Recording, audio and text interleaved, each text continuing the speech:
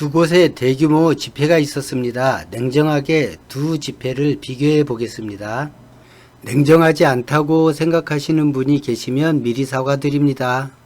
첫 번째, 두 집회에서 나타난 구호와 집회를 주도한 단체에 대해서 보겠습니다. 광화문 집회는 10월 3일 광화문 집회, 구호 문재인 퇴진 조국 구속, 주도 자한당, 우공당, 탈북단체 한국기독교 총연합회가 주체가 되었습니다. 9월 28일 서초동 집회, 구호 검찰개혁 조국 수호, 주도 시민단체와 일반 시민, 참여자들의 집회 참여 동기에 대해서 말씀드리겠습니다.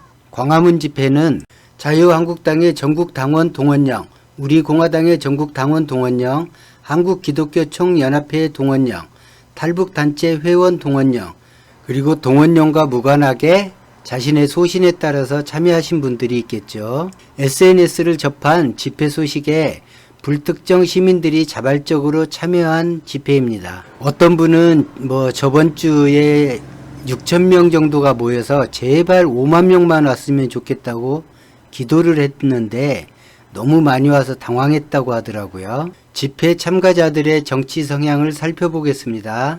광화문 집회는 자유한국당 중심의 보수층, 우리공화당 태극기 부대, 탈북단체 중심의 탈북민, 정치화된 교회의 기독교 신도들, 이런 분들로 집회가 이루어졌습니다.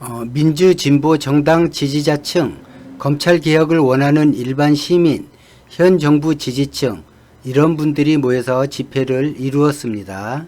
이루어진 집회의 질서와 폭력성에 대해서 알아보겠습니다. 광화문 집회는 청와대 진입 시도가 있었고 탈북, 모자 추모 비대위 관계자들이 광목 등으로 경찰을 폭행, 35명 연행, 이게 8시 현재 상황이고요.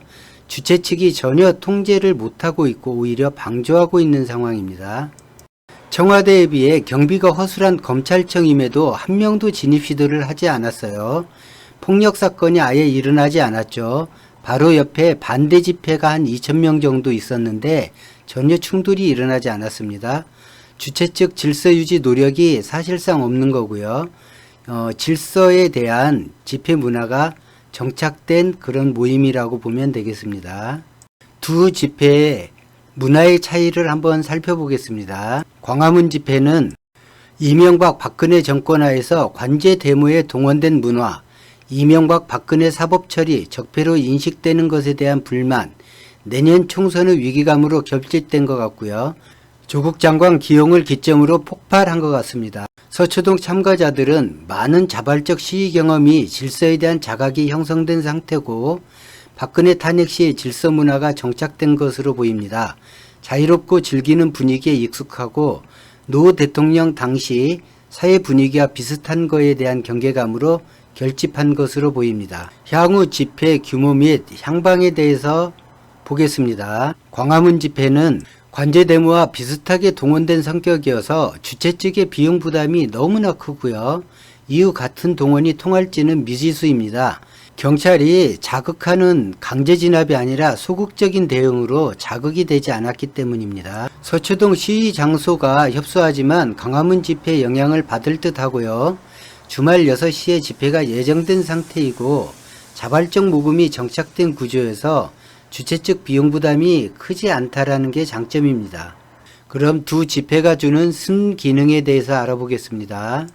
어느 정치 진영이 권력을 잡든 다른 목소리의 국민이 언제든지 결집할 수 있다는 힘을 보여줌으로써 권력 남용을 막을 수 있다라는 순기능이 있습니다. 반대로 두 집회가 주는 역기능에 대해서도 살펴보겠습니다. 정당 중심의 대의 정치가 흔들릴 수 있고요. 정당이 정책 경쟁보다 거리 정치에 의존하게 되면 정당 간의 정치가 약화될 수가 있다는 점이 우려스럽습니다. 끝으로 한국의 집회 문화 특징입니다. 한국의 시위 문화의 가장 큰 장점은 극단적 반대 정치 성향을 보이면서도 두 진영 간 물리적 폭력은 일어나지를 않고 대규모의 군중이 모여 집회를 해도 약탈 방화 등이 없는 성숙함을 보여주는 것입니다. 이 문화는 계속 유지되기를 희망합니다. 과거 정권처럼 의도된 과잉 진압으로 경찰이 폭력을 유도하지 않는 한 집회에서 폭력은 없어지면 좋겠습니다. 오늘 영상은 여기까지입니다. 고맙습니다.